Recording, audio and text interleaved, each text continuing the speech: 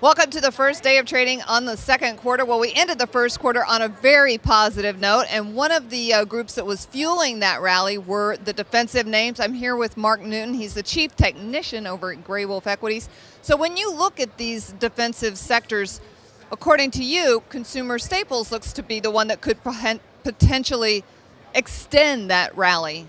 I think that's right in relative terms to the S&P. I mean, healthcare was the #1 sector thus far for 2013, followed by consumer staples, and then utility. So yes, the market's up 10%, but a lot of it has been very defensively led.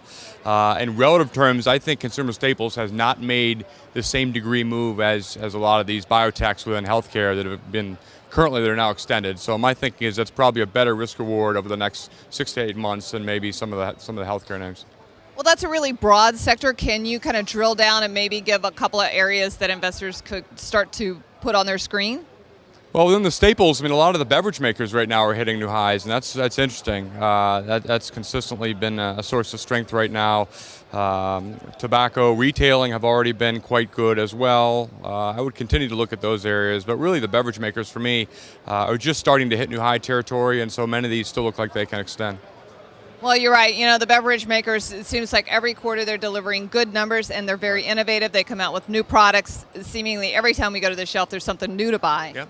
No, you're absolutely right. I mean, a lot of these names like Coke and Pepsi and even Dr. Pepper Snapple, they still look very good technically.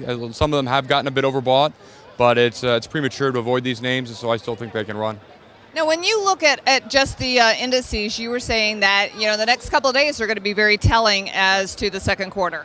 No, it's true. I mean, we've approached this time when the markets actually peaked out last year, and so over the last 3 years, the markets have peaked out between March and April.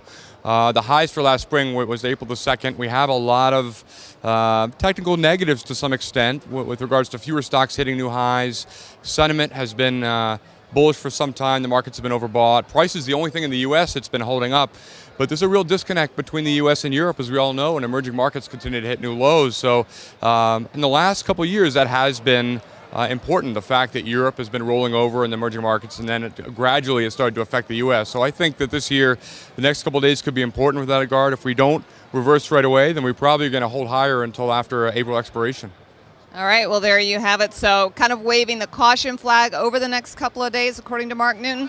But he did give you some ideas to think about, and that would be the beverage names. And I'm Debra Borchardt with TheStreet.